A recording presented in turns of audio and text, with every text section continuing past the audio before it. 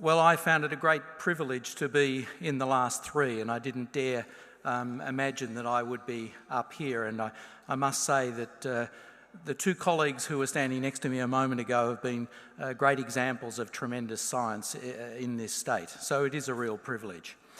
The future for science in South Australia is very bright. As you've seen this evening, the blossoming of the young scientists. Now we get to the end of the evening and you're seeing me get the award.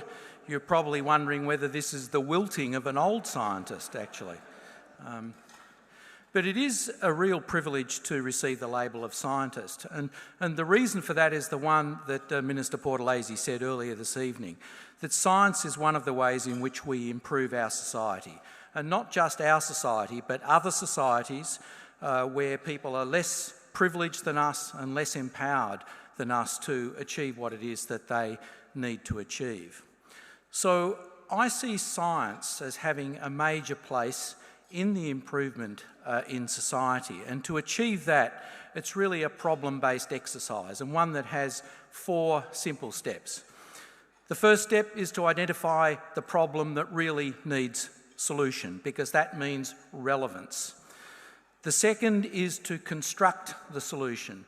And what I recognised very early in my career, that no individual has all the skills that are needed to construct the solutions that we need nowadays. You really need to build teams, be part of a team or build this team yourself to have all the skills that are needed.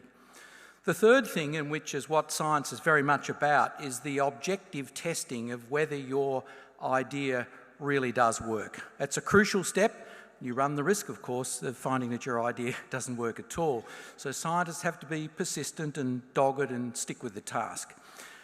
The fourth step in this 4-step process is the one that I think that tends to be overlooked and undervalued, and that is the translational step. That's a step that requires a different type of science, but the sort of science that makes sure that whatever it is that's been developed is both feasible within our society and acceptable to all those elements of our society that need to accept this. I make the point to the younger staff that I work with that it's not technology that makes the difference, it's actually the application of the technology.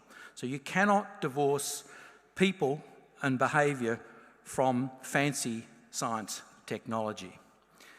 I've been privileged over the years to work in several areas of science which have progressed through these 4 steps and now reached the point where they've actually influenced health policy in a number of countries around the world and are actually changing how governments do things.